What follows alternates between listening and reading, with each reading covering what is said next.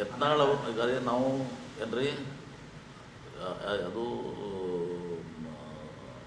ಅಶೋಕ್ ಅವರು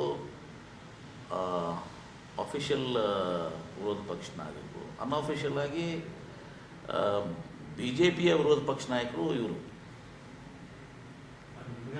ಯಾರು ಯತ್ನಾಳ್ ಅವರು. ಮತ್ತು ಅವರೇ ಹೇಳಿದಾರಲ್ಲ, ಮುಖ್ಯಮಂತ್ರಿಗಳು ಅದರಿಂದ ಕೊಟ್ಟೆ ತೋರಿಸಿದ್ದಾರೆ ಯತ್ನಾಳ್ ಅವರು ಆರೋಪ ಮಾಡಿದ್ದಾರೆ ಅಂತೇಳಿ. ಅವರೇ, ನಾವು ಹೇಳೋದಲ್ಲ, ಯತ್ನಾಳ್ ಅವರು ಹೇಳಿದರೆ ಕೊರೋನಾದಾಗಿ ಇವರು ತಿಂದು ತೆಗಿದಾರೆ ಅಂತ ಹೇಳಿದಾರೆ. ಇಷ್ಟು ಸಾವಿರಾರು ಕೋಟಿ ಅವ್ಯಾರ ಆಗಿದೆ ಅಂತ ಹೇಳಿದ್ದಾರೆ.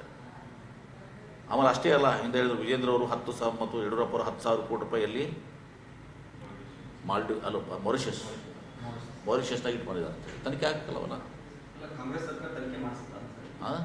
ಯತ್ನಾಳ್ ಅವರು ಹೇಳಿದಾರೆ, ಸ್ವತಃ ಅವರು ಪಕ್ಷದವ್ರು ಹೇಳಿದಾರೆ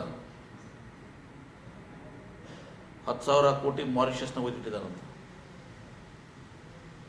ಯತ್ನಾಳ್ ಸುಳ್ಳು ಹೇಳ್ತಾರ? ನಮ್ಮ ಜಿಲ್ಲೆಯವರಪ್ಪ ಮತ್ತೆ ಸುಳ್ಳು ಹೇಳಲಿಕ್ಕಿಲ್ಲ ಅಂತ ಅನ್ಸುತ್ತೆ. ಹಾಂ, ಕೊಡಿ ಯತ್ನಾಳ್ ಕಡೆ ಕೊಡಂತ ಹೇಳ್ರಿ, ಎನ್ಕ್ವೈರಿ ಮಾಡ್ತೀವಿ. ಯತ್ನಾಳ್ ಅವ್ರು ದಾಖಲೆ ಕೊಟ್ಟರೆ ಅದನ್ನ ಎನ್ಕ್ವೈರಿ ಮಾಡ್ತೀವಿ. ಏನು ಕೆನಾಲ್ಗಳನ್ನ ಸ್ವಚ್ಛಗೊಳಿಸುವಂಥ ಕಾಮಗಾರಿ ಇದೆ, ಅದು ಆಗಬೇಕಾಗಿತ್ತು. ಈಗ ಮಳೆ ಬಂದಿದ್ದರಿಂದ ಅದನ್ನು ಸ್ವಚ್ಛಗೊಳಿಸಲಿಕ್ಕೆ ಎಲ್ಲೆಲ್ಲಿ ಮಾಡಲಿಕ್ಕೆ ಸಾಧ್ಯ ಅದ ಅವ್ರನ್ನ ತೆಗೆದುಕೊಡ್ರಿ ಅಂಥೇಳಿ ನಾನು ಅಧಿಕಾರಿಗಳ ಜೊತೆ ಮತ್ತು ಸಚಿವರಿಗೂ ಕೂಡ ಈ ಮೇಂಟೆನೆನ್ಸ್ ಗ್ರಾಂಟನ್ನು ಎಲ್ಲೆಲ್ಲಿ ಬಂದಿದೆ ಬರೆದಿದ್ದರೆ ಅದನ್ನು ಕೊಡಬೇಕು ಅಂಥೇಳಿ ನಾನು ಕೇಳ್ಕೊತೀನಿ. ಈಗಾಗಲೇ ನಾನು ಹಿಂದೆ MD ಅವ್ರಿಗೆ ಮಾತಾಡಿದೆ, ಈ ಸಲ ಪ್ಲಾನ್ ಆಫ್ ಆ್ಯಕ್ಷನಲ್ಲಿ ಎಲ್ಲನೂ ಕೂಡ ಮೇಂಟೆನೆನ್ಸ್ ಇಟ್ಕೋತೀವಿ ಅಂತ ಅವ್ರು ಹೇಳಿದ್ದಾರೆ. ಈಗ ಕಾಲುವೆ ನೀರು ಬಿಡೋ ವೇಳೆಯಲ್ಲಿ ವಿನಂತಿ ಮಾಡ್ಕೋತೀವಿ ಅದು ಆಲಮಟ್ಟಿ ಬಾಗಿನ ಅರ್ಪಣಕ್ಕೆ.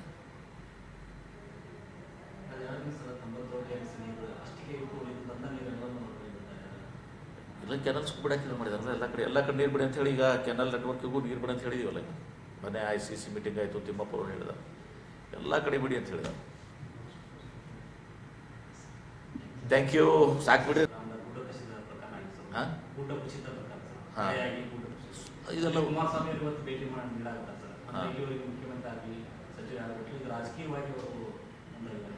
ನೋಡಿ, ಇವೆಲ್ಲವೂ ಕಡೆ ನೈಸರ್ಗಿಕ ವಿಕೋಪ ಎಲ್ಲ ಕಡೆನೇ ಆಗ್ತದೆ. ಈಗ ಸೆಷನ್ ನಡೆದಿದೆ, ಹೀಗಾಗಿ ಹೋಗಿರ್ಲಿಕ್ಕಿಲ್ಲ, ಹೋಗ್ತಾರೆ. ಇದನ್ನು ತೊಗೊಂಡೋಗಿ ರಾಜಕೀಯ ಮಾಡಿದಾಗ ಇನ್ನು ಕುಮಾರಸ್ವಾಮಿ ಅವರು ಎಲ್ಲ ಕಡೆ ಏನೋ ಅದು ಆದಾಗ ಹೋಗಿದ್ರಂತ, ಎಲ್ಲ ಕಡೆ ಮುಖ್ಯಮಂತ್ರಿ ಇದ್ದಾಗ ಅವರು ಮುಖ್ಯಮಂತ್ರಿ ಇದ್ದರು. ನಾನು ಇಶ್ಯೂಸನ್ನು ಒಯ್ದು ಇಶ್ಯೂ ಮಾಡಬೇಡಿ. ಭೂ ಕುಸಿತ ಆಗ್ತದೆ, ಮಳೆ ಭಾಳ ಆದಾಗ ಭೂ ಕುಸಿತ ಆಗ್ತದೆ, ಎಲ್ಲ ಆಗ್ತದೆ. ಈಗ ಚರಾಡಿ ನಿಮ್ಮ ಏನು ರಸ್ತೆ ಇದೆಲ್ಲ ಸಂಪೂರ್ಣ ಬಂದಾಗಿದೆ, ಈಗ ಉಳಿದು ಕಟ್ ಆಫ್ ಆಗಿದೆ. ಇವೆಲ್ಲವೂ ಕೂಡ ಪ್ರಕೃತಿ ಮುಂದೆ ಯಾರು ನೀವು ಯಾರು ದೊಡ್ಡವರಲ್ಲ. ಹೋಗ್ತಾರೆ, ಅಲ್ಲಿ ಸಂಬಂಧಿತ ಸಚಿವರು ಹೋಗ್ತಾರೆ, ಜಿಲ್ಲಾ ಉಸ್ತುವಾರಿ ಸಚಿವರು ಹೋಗ್ತಾರೆ, ಮಾಡ್ತಾರೆ. ಯಾಕೆ ಕುಮಾರಸ್ವಾಮಿ ಅವರು ಇಷ್ಟು ಆತುರದಾಗಿದ್ದಾರೆ ಗೊತ್ತಿಲ್ಲ. ಬಿಜೆಪಿ ಶಾಸಕರು ಹೇಳ್ತಾರೆ ಸರ್, ಈಗ ಏನು ಅನಾಹುತಗಳಾಗ್ತಾ ಇದಾವೆ, ಈ ಪರಿಹಾರ ಕೊಡೋದಕ್ಕೂ ಕಾಂಗ್ರೆಸ್ ದುಡ್ಡಿಲ್ಲ. ಯಾವುದು ಈಗೇನು ಅನಾಹುತಗಳಾಗ್ತದೆ ನೋಡಿ, ಈಗ ಅದು ತಪ್ಪು ಕಲ್ಪನೆ. ಈಗ ಅವ್ರು ಯಾರು ಆತ್ಮಹತ್ಯೆ ಮಾಡ್ಕೊಂಡಿದ್ದಾರಲ್ಲ, ಅವರು ಒಬ್ಬ ಆರೋಪಿ. ಅವರು ನಿರಪರಾಧಿ ಇರ್ಬೋದು, ನಾನು ಹೇಳೋಕ್ಕಾಗಲ್ಲ. ಅದೇನೇ ತನಿಖೆ ನಂತರ ಗೊತ್ತಾಗ್ತದೆ. ಈಗ ಆರೋಪ ಮುಕ್ತ ಆಗುವವರೆಗೆ ಪರಿಹಾರ ಕೊಡಲಿಕ್ಕೆ ಬರ್ತದೆ ಹೆಂಗೆ ನೀವೇ ಹೇಳ್ಬಿಡಿ. ಅದು ಎನ್ಕ್ವೈರಿ ಕಂಪ್ಲೀಟ್ ಆದಮೇಲೆ ಅವ್ರು ನಿರಪರಾಧಿ ಇದ್ದಾರೆ, ನಿಶ್ಚಿತವಾಗಿಯೂ ಕೂಡ ಅವ್ರಿಗೆ ಪರಿಹಾರ ಕೊಡ್ತೀವಿ.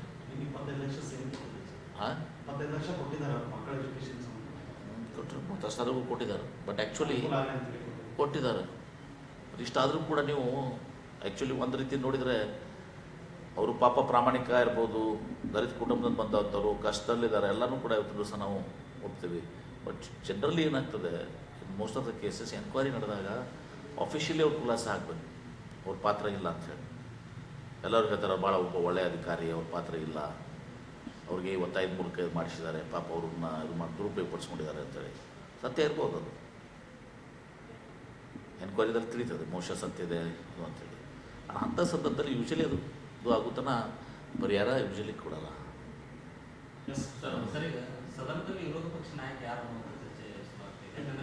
ಅದೇ ಕಾಮಗಾರಿ, ಅದನ್ನು ಹೇಳ್ತೀನಿ. ಕಾಮಗಾರಿಗೆ ನೀರು ಬಿಡುವ ಟೈಮ್ನಲ್ಲಿ ಅಲ್ಲಿ ಕಾಮಗಾರಿ ಮಾಡಿ ಇವತ್ತು ಇವರು ಏನು ಅವ್ಯವಹಾರ ಮಾಡಲಿಕ್ಕೆ ಅವಕಾಶ ಅದ ಅಂಥದ್ದನ್ನು ಮಾಡಬೇಡಿ ಅಂತ ಹೇಳ್ತಾರೆ.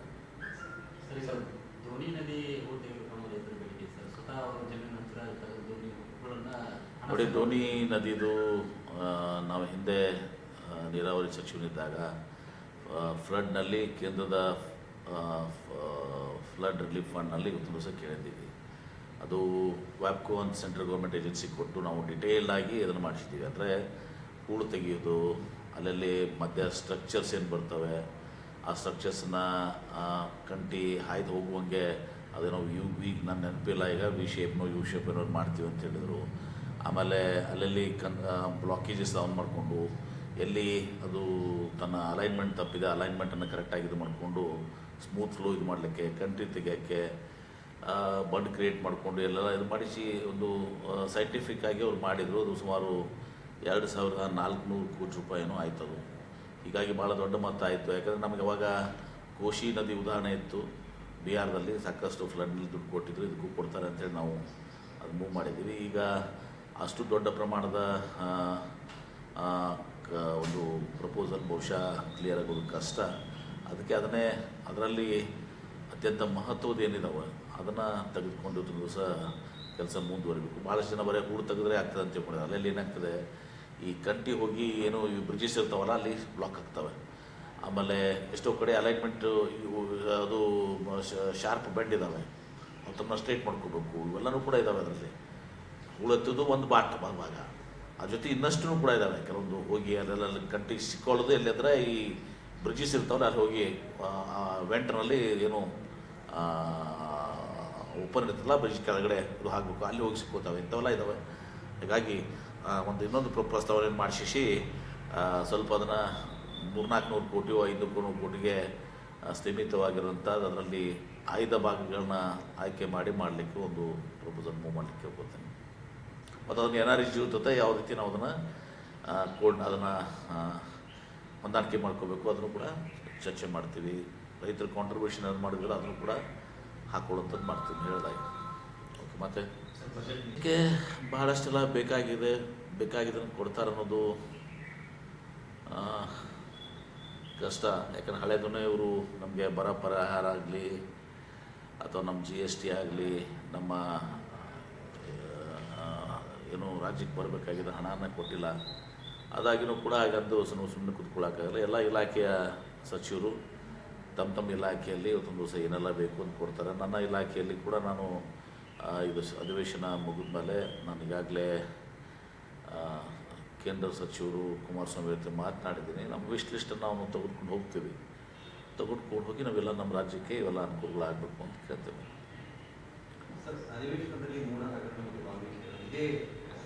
ನಿನ್ನೆ ಮುಖ್ಯಮಂತ್ರಿಗಳು ಸುದೀರ್ಘವಾಗಿ ಉತ್ತರ ಕೊಟ್ಟಿದ್ದಾರೆ. ಮೂಡಾದಲ್ಲಂತೂ ಏನೂ ಹಗರಣ ಆಗೇ ಇಲ್ಲ. ವಾಲ್ಮೀಕಿಯಲ್ಲಿ ಏನಾಗಿದೆ, ಅದು SIT ತನಿಖೆ ಮಾಡ್ತಾಯಿದೆ, ED ಮಾಡ್ತಾಯಿದೆ, CBI ಮಾಡ್ತಾಯಿದೆ. ಆಮೇಲೆ ಈಗಾಗಲೇ 186 ಕೋಟಿ ಇರುತ್ತಲ್ಲ ಅದರಲ್ಲಿ ಈಗಾಗಲೇ ಅದು ಅಷ್ಟು ಅಮೌಂಟ್ ಟ್ರಾನ್ಸ್ಫರ್ ಆಗಿತ್ತು. ಅದರಲ್ಲಿ ಅವ್ಯವಹಾರ ಆಗಿದ್ದು 89, ಅದರಲ್ಲಿ 5 ಕೋಟಿ ವಾಪಸ್ ಬಂದಿದೆ. ಈಗ ಮತ್ತೆಲ್ಲ ರಿಕವರಿ ಮಾಡಿದಾಗ ಇದು ಸುಮಾರು ಮತ್ತೆ 36 ಕೋಟಿ ಬಂದಿದೆ. ಈಗ ಒಂದು 40 ಕೋಟಿ ಉಳಿದಿದೆ, ಅದನ್ನು ಕೂಡ ಒಬ್ಬರ ಬ್ಯಾಂಕ್ ಅಕೌಂಟನ್ನು ಫ್ರೀಜ್ ಮಾಡಿದ್ದಾರೆ. ಹೀಗಾಗಿ ರಿಕವರಿ ಅಂತರೂ ಆಗೋದು ಬಹುತೇಕ ಖಚಿತ. ಎಲ್ಲವೂ ಹಣ ಸಂಪೂರ್ಣವಾಗಿ 100% ಹಣ ರಿಕವರಿ ಆಗುವಂಥ ಸಾಧ್ಯತೆಗಳು ಭಾಳ ಜಾಸ್ತಿ ಇದ್ದಾವೆ. ಇನ್ನು ಉಳಿದಿದ್ದು ಯಾರು ತಪ್ಪು ಮಾಡಿದಾರ ಏನು ಇದನ್ನೆಲ್ಲ ಮಾಡಲಿಕ್ಕೆ ಅದು ಒಂದು ಭಾಗ ಈ MD ಮತ್ತು ಏನೋ ಇವತ್ತು ಮಾಡಿದಾರ ಅವರು ಒಂದು ಭಾಗ. ಇನ್ನೊಂದು ಬ್ಯಾಂಕ್ನವರು ಕೂಡ ಭಾಳಷ್ಟು ಯೂನಿಯನ್ ಬ್ಯಾಂಕ್ ಏನು MG ರೋಡ್ ಇದೆ ಅದನ್ನು ಕೂಡ ಈಗ ಯೂನಿಯನ್ ಬ್ಯಾಂಕ್ನವರು ಎನ್ಕ್ವೈರಿಗೆ ಹಾಕಿದ್ದಾರೆ. ಅದನ್ನು ಹಾಕಿದ್ದಾರೆ. ಅಲ್ಲಿನೂ ಕೂಡ ಬ್ಯಾಂಕ್ ಆಫೀಸರ್ಸ್ ಅದೇ ದಿವಸ ನೀವು ಕ್ರೆಡಿಟ್ ಆಗ್ತದೆ, ಅದೇ ದಿವಸ ನೀವು ಉಳಿ ಕ್ರಿಯೇಟ್ ಮಾಡ್ತೀರಿ, ಅದೇ ದಿವಸ ಡಿಸ್ಬರ್ಸ್ಮೆಂಟ್ ಮಾಡ್ತೀರಿ. ಆ ಬ್ಯಾಂಕ್ ಅಧಿಕಾರಿಗಳು ಕೂಡ ತಪ್ಪಿದೆ ಅದರಲ್ಲಿ. ನಮ್ಮಂಥವ್ರು ನಾವು ಸಾಲ ಕೇಳಿದ್ರೆ 1 ತಿಂಗಳ ತನಕ ಕೊಡಲ್ಲ ಏನ್ರಿ. ಹೀಗಾಗಿ ಅಷ್ಟು ಅವರು ಕೂಡ ಭಾಗಿಯಾಗಿದ್ದಾರೆ. ಬ್ಯಾಂಕಿನ ಯೂನಿಯನ್ ಬ್ಯಾಂಕಿನ ಅಧಿಕಾರಿಗಳು ಅವರು ಕೇಂದ್ರ ಸರ್ಕಾರದ ವಿತ್ತ ಸಚಿವಾಲಯದ ಅಂಡರ್ನಾಗ ಬರ್ತಾರೆ. ಅವರು ಎಚ್ಚರಿಕೆ ವಹಿಸಬೇಕಾಗಿತ್ತು. ಅವರು ನಿರ್ಲಕ್ಷ್ಯ ಮಾಡಿದ್ದಾರೆ ಅಂತ ಅವರು ಭಾಗಿಯಾಗಿದ್ದಾರೆ. ಇದೆಲ್ಲ ತನಿಖೆ ಆಗಲಿ ಇದು ಮಾಡ್ತೀವಿ. ಯಾರೇ ತಪ್ಪಿಸ್ತಿರೋದು ಅವ್ರ ಮೇಲೆ ಶಿಕ್ಷೆ ಕೈಗೊಳ್ತೀವಿ. ಇದ್ರ ಜೊತೆಗೆ ನಿನ್ನೆ ಮುಖ್ಯಮಂತ್ರಿಗಳು ಹೇಳಿದ್ದಾರೆ ಬೋವಿ ನಿಗಮದಲ್ಲಿ ಅಕ್ರಮ ಆಗಿದೆ, ಆಮೇಲೆ ದೇವರಾಜ ಸ್ಟಕ್ ಟರ್ಮಿನಲ್ಲಿ ಅಕ್ರಮ ಆಗಿದೆ, ಇನ್ನೂ ಅನೇಕ APMCಯಲ್ಲಿ ಅಕ್ರಮ ಆಗಿದೆ. 21 ಇದನ್ನು ಕೊಟ್ಟಿದ್ದಾರೆ. ಅದ್ರಾಗ ಏನೋ ಒಂದು ಬಿಟ್ಟಿದ್ದಾರೆ, Karnataka soaps and detergents limited Madal Virupakshappa ಅವ್ರದ್ದೊಂದು ಬಿಟ್ಟಿದ್ದಾರೆ. ಅದನ್ನು ಒಂದು ಸೇರಿಸಿ ಹೇಳೋದು ನಾನು. ಹೀಗಾಗಿ ಬಿ ಜೆ ಪಿ ಅವಧಲ್ಲೆಲ್ಲ ಏನೆಲ್ಲ ಆಗಿದ್ದಾವೆ ಅವೆಲ್ಲನೂ ಕೂಡ ಎನ್ಕ್ವೈರಿ ಆಗಲಿ. ಈ ಬೇರೆ ಇಡಿ ಕೇವಲ ಒಂದು ಕೇಸ್ ಮೇಲೆ ಆಗಬಾರ್ದು, ಎಲ್ಲರ ಮೇಲೆ ಆಗಲಿ. ಇಡಿ ಎನ್ಕ್ವೈರಿ, ಸಿ ಬಿ ಐ, ಇವೆಲ್ಲ ಕೇಸ್ಗಳ ಮೇಲೆ ಸಿ ಬಿ ಐ, ಇಡಿ ಎಲ್ಲ ಎನ್ಕ್ವೈರಿ ಆಗಲಿ. ನಾವು ಲಿಸ್ಟ್ ಕೊಡ್ತೀವಿ. ಹಾಂ ಆಮೇಲೆ ಕರೋನಾ ಸಂದರ್ಭದಲ್ಲಿ ಏನಾಗಿದಾವೆ ಇದು ಎಲ್ಲ ಮಾಸ್ಕು ಗೀಸ್ಕು ಅನ್ರಿ ಅವೆಲ್ಲ ಆಗಿದಾವೆ. ಕರೋನಾ ಸಂದರ್ಭದಲ್ಲಿ ದೊಡ್ಡ ಹಗರಣ ಆಗ್ಯದ, ಎಲ್ಲ ಬರಲಿ ಹೊರಗಡೆ. ಮುಖ್ಯಮಂತ್ರಿಗಳು ಹೇಳಿದಾರೆ, ಲಿಸ್ಟ್ ಕೊಟ್ಟಿದ್ದಾರಲ್ಲ. ಅವ್ರು ಕೆ ಎಸ್ ಟಿ ಎಲ್ ಒಂದು ಬಿಟ್ಟಿದ್ದಾರೆ, ಅದನ್ನೊಂದು ಹೇಳ್ತೇನೆ ನಾನು. ಬಿಟ್ಟಿದ್ದಾರೆ, ನನಗೆ ಅದಕ್ಕೆ ಉಳಿದಿದೆ, ತಪ್ಪಿ ಕಣ್ತಪ್ಪು ಉಳಿದಿದೆ, ಅದನ್ನು ಒಂದು ಕೊಡ್ತೀವಿ. ಸರ್, ಈಗ ಬಿಜೆಪಿ ಸರ್ಕಾರದಲ್ಲೂ ಹಗರಣ ಆಗಿತ್ತು, ಕಾಂಗ್ರೆಸ್ ಹಗರಣಾಗಿತ್ತು. ಇವ ಎರಡು ಹಗರಣಗಳು ಜನರಿಗೆ ಒಂದು ರೀತಿಯಲ್ಲಿ ನೋಡಿ ಈಗ ಇದರಲ್ಲಿ ಸರ್ಕಾರದ ಯಾವುದೂ ಪಾತ್ರ ಇಲ್ಲ. ನಾವು ತತ್ಕ್ಷಣನೂ ಕೂಡ ಇವ್ರ ಮೇಲೆ, ನಾಗೇಂದ್ರ ಮೇಲೆ ಕೂಡ ಇವತ್ತಿನ ದಿವಸ ನೇರವಾಗಿ ಇವತ್ತಿನ ದಿವಸ ಇಲ್ಲ, ಓರಲ್ ಇನ್ಸ್ಟ್ರಕ್ಷನ್ಸ್ ಅಂತ ಹೇಳ್ತಾರೆ, ಅದು ತನಿಖೆ ನಡೆದಿದೆ. ಅವ್ರ ಪಾತ್ರ ಇದೇನೋ ಇಲ್ಲೋ ಅಂತ ಗೊತ್ತಾಗ್ತದೆ. ಓರಲ್ ಅಂತೇಳಿ ಯಾರು ಬೇಕಾದವ್ರು ಹೇಳ್ಬೋದು ಏನ್ರಿ, ಓರಲ್ ಏನಂತೇಳಿ. ಆ್ಯಕ್ಚುಲಿ ಎಫ್ ಡಿಗಳು ನನ್ನ ಪ್ರಕಾರ ನಾನು ನೋಡಿದ್ದೀನಿ, ನನ್ನ ಅಂಡರ್ನಾಗ 4-5 ಇದು ಬರ್ತವೆ. ನಿಗಮದಲ್ಲಿ ಓರಲ್ ಇನ್ಸ್ಟ್ರಕ್ಷನ್ ಅಲ್ಲ, ರಿಟರ್ನ್ ಇನ್ಸ್ಟ್ರಕ್ಷನ್ ಕೊಟ್ಟರು ಮಿನಿಸ್ಟರ್ ರಿಟರ್ನ್ ಇನ್ಸ್ಟ್ರಕ್ಷನ್ ಅಥವಾ ಚೇರ್ಮನ್ ಏನಾಗಿರ್ತಾರಲ್ಲ ಯಾರು ನಿಗಮ್ ಚೇರ್ಮನ್ನು, ಅವ್ರು ಓರಲ್ ಅಲ್ಲ ರಿಟರ್ನ್ ಇನ್ಸ್ಟ್ರಕ್ಷನ್ ಕೊಟ್ಟರು, ಅದು ಕಾನೂನು ಬಾಹಿರಿದ್ರೆ ಅವ್ನು ಎಫ್ ಡಿ ಮಾಡಬಾರ್ದು. ಮುಖ್ಯ ಇದು ಪಾತ್ರ ಇಲ್ಲಿ ಎಫ್ ಡಿ ಬರ್ತದೆ. ಈ ಕೆ ಎಸ್ ಟಿ ಎಲ್ಲು ಕರ್ನಾಟಕ ಸೂಪರ್ವಿಷನ್ ಏನು ಮೈಸೂರು ಇದು ಇದೆ, ಅಲ್ಲಿ ನಾವು ಏನಾದರೂ ಹೇಳಿದರೆ ಅವ್ನು ಎಫ್ ಡಿ ನೋಡ್ತಾನೆ, ಇದು ಲೀಗಲ್ ಇದೆಯಪ್ಪ, ಇಲ್ಲಿಗಿದೆ ಪ್ರಾವಿಷನ್ ಇದೆಯಾ, ಇದು ಮಾಡಿದ್ರೆ ಮಾಡ್ತಾರೆ. ಚೇರ್ಮನ್ ಹೇಳಿದ್ರು ಅದನ್ನು ನೋಡ್ಕೊತಾರೆ. ಎಫ್ ಡಿ ಪಾತ್ರ ತದನಂತರ ಬೋರ್ಡ್ ಬರ್ತದೆ. ಮತ್ತು ಇವೆಲ್ಲ ಇಟ್ಕೊಂಡು ಬೋರ್ಡಲ್ಲಿ ಮಾಡ್ಬೇಕಲ್ಲ, ವಿತೌಟ್ ಬೋರ್ಡ್ನಲ್ಲಿ ಹೆಂಗೆ ಮಾಡ್ತಾರೆ? ಹೀಗಾಗಿ ಇಂಥವೆಲ್ಲ ಇದ್ದಾವೆ. ಅವೆಲ್ಲ ಆರ್ಗ್ಯುಮೆಂಟ್ನಲ್ಲಿ ಅವ್ರವ್ರದ್ದೆಲ್ಲ ಬರ್ತದೆ. ಬಂದು ನೋಡಿಕೊಂಡು ಯಾರು ತಪ್ಪು ಒಂದು ಹೇಳ್ತೇನೆ, ಯಾರು ನಮ್ಮ ಸರ್ಕಾರದ ಅವಧಿಯಲ್ಲಿ ಏನು ಮೂಡಾದಲ್ಲಂತರೂ ಏನೂ ಇಲ್ಲೇ ಇಲ್ಲ.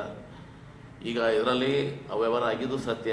ಅದು ಯಾರು ತಪ್ಪಿಸ್ತಿದ್ದಾರೆ ಅವ್ರಿಗೆ ಶಿಕ್ಷೆ ಆಗಲೇಬೇಕು, ಶಿಕ್ಷೆ ಆಗೇ ಆಗ್ತದೆ. ಅದ್ರ ಜೊತೆಗೆ ಏನು ಗಿರೋನಾ ಎಲ್ಲ ಇದಾವಲ್ಲ ಬಿ ಜೆ ಪಿ ಅವಧಿಯಲ್ಲಿ, ಅವೆಲ್ಲವೂ ಕೂಡ ತನಿಖೆ ಆಗ್ತದೆ. ನೋಡೋಣ ಅಂತ ನಾವು. ಅದಕ್ಕೆ ನೀವೇ ಅವರು ಬಿ ಜೆ ಪಿಯವರಷ್ಟು ಪ್ರಾಮಾಣಿಕರು, ಸತ್ಯ ಹರಿಶ್ಚಂದ್ರು ಎಲ್ಲ ಇದ್ದರೆ ಇವೆಲ್ಲನೂ ಎನ್ಕ್ವೈರಿಗೆ ಹಾಕಲಿ. ಸಿ ಬಿ ಐ, ಇಡಿ ಮಾಡಲಿ ಇವರೆಲ್ಲನೂ. ಅವಾಗ ಯಾರು ರಾಜೀನಾಮೆ ಕೊಟ್ರ? ಭವ್ಯ ಹಗರಣದಾಗದಾಗ ದೇವರಾಜ ಟೆಕ್ನಂದಾಗ ಯಾರು ಮುಖ್ಯಮಂತ್ರಿಗಳಿದ್ರು, ಕೊರೋನಾದಾಗ ಯಾರು ಮುಖ್ಯಮಂತ್ರಿಗಳಿದ್ರು, ಅವಾಗ ರಾಜೀನಾಮೆ ಕೊಟ್ರ? ಯಾರು ಸಚಿವರು ರಾಜೀನಾಮೆ ಕೊಟ್ರ? ತಮಗೊಂದು ನ್ಯಾಯ, ಬೇರೆಯವ್ರಿಗೊಂದು ನ್ಯಾಯ. ಅದಿರಲಿ, ನಾವು ತಪ್ಪಿಸ್ತ್ರನ್ನ ರಕ್ಷಣೆ ಮಾಡೋ ಪ್ರಶ್ನೆ ಬರೋಂಗಿಲ್ಲ. ತಪ್ಪಿಸ್ತಿರೋದು ಯಾರೇ ಇರಲಿ, ವಾಲ್ಮೀಕಿ ನಿಗಮದಲ್ಲಿ ತಪ್ಪಿಸ್ತಾರೆ ಯಾರೇ ಇರಲಿ, ಅವ್ರಿಗೊಂದು ಶಿಕ್ಷೆ ಆಗ.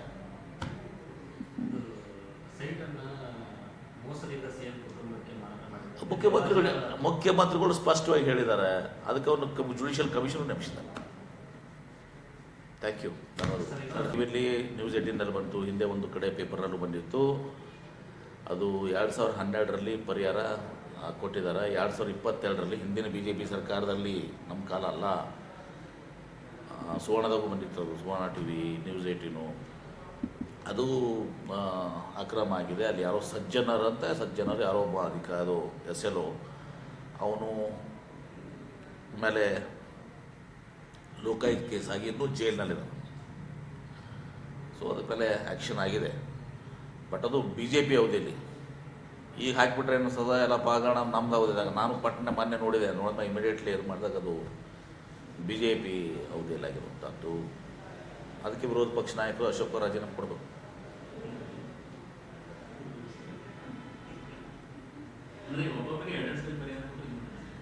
ಅದೇ ಆಗ್ತವೆ. ಕೆಲವೊಂದು ಸಲ ದುರುದ್ದೇಶದಿಂದ ಆಗ್ತವೆ, ಕೆಲವೊಂದು ಸಲ ಇದು ದುರುದ್ದೇಶದಿಂದ ಆಗಿದೆ. ಅದು ಕೆಲವೊಂದು ಕಡೆ ಏನಾಗಿದ್ದಾವೆ. ನಾನು ಇನ್ನೊಂದು ಕೇಸನ್ನು ಗಮನಿಸ್ತಿದ್ದೆ. ನೀರಾವರಿಯವರು ಅದನ್ನು ಅಕ್ವೈರ್ ಮಾಡಿದ್ದಾರೆ ಭಾಳ ಹಿಂದೆ. ಅವರು ಅದನ್ನು ಇಂಡೀಕರಣ ಮಾಡಿಲ್ಲ, ತಮ್ಮ ಹೆಸರಿಗೆ ಅದನ್ನು ಆ ಸರ್ವೆ ನಂಬರ್ಸ್ ಅದನ್ನು ಚೇಂಜ್ ಮಾಡ್ಕೊಂಡಿಲ್ಲ. ಲ್ಯಾಂಡ್ ಅಕ್ವಿಷನ್ಗೆ ಹೋದಾಗ ನಮಗೇನು ತೋರಿಸಿತ್ತು, ಆ ರೈತರ ಜಮೀನೇ ತೋರಿಸ್ತಾ ಇತ್ತು. ನಮ್ಮವರು ಅದನ್ನು ಅಕ್ವಿಷನ್ಗೆ ಹಾಕಿದ್ರು, ಅವ್ರು ಪೇಮೆಂಟು ಮಾಡಿದ್ರು. ನನಗೆ ಗೊತ್ತಾಯಿತು ಇದು ಇವರಾಗಲೇ ನೀರಾವರಿ ಇದು ಆಗಿದೆ ಅಂಥೇಳಿ. ನಿರ್ಲಕ್ಷ್ಯ ಆಗಿದೆ, ಅದು ನೀರಾವರಿ ಇಲಾಖೆದವ್ರು ಪಾಪ. ಇವನೇನು ಮಾಡ್ತಾನೆ ಅವ್ರ ಜಾಗದಾಗ ನೀವಿದ್ರು ಅದೇ ಮಾಡ್ತಿದ್ವಿ. ಮುಂದಕ್ಕೆ ಗೊತ್ತಾದ್ಮೇಲೆ ರಿಕವರ್ ಮಾಡಕ್ಕೆ ಹಚ್ಚಿದ್ವಿ. ಇಂಥ ಕೇಸ್ಗಳು ಇದ್ದಾವೆ. ಒಂದು ತನಿಖೆ ಆಗ್ತಿರೋದ್ರಿಂದ ಹಿಂದಿನ ಮಾಡ್ತಾ ಇದ್ದಾರೆ, ತನಿಖೆ ನಡೆದಿದೆ. ಆಲ್ರೆಡಿ ಈ ಸ್ಟಿಲ್ ಇನ್ ಜೈಲ್. ಅವನು ಸಜ್ಜನರು ಈಗೂ ಜೈಲ್ನಲ್ಲಿದ್ದಾನೆ. ಒಂದು ಹಿಂದಿನ ಸಚಿವರ ಅವ್ರಿಗೂ ಬರ್ಬೋದು ಅಂತ. ಇನ್ನು ಹಿಂದಿನ ಸಚಿವರೇನಿಗೆ ಮಾಜಿ ಶಾಸಕರಿಗೆ ರಾಜೀನಾಮೆ ಕೊಡಿಸ್ತಾರೆ? ಎದಕ್ಕೆ ರಾಜೀನಾಮೆ ಕೊಡಿಸ್ತೀರಿ? ತನಿಖೆ ನಡೆದಿದ್ದಲ್ಲ, ತನಿಖೆ ನಡೆದರೆ ಅವ್ನು ಜೈಲ್ನಾಗ ಹಾಕಿದ್ದಾರೆ. Sir already Rajnath Singh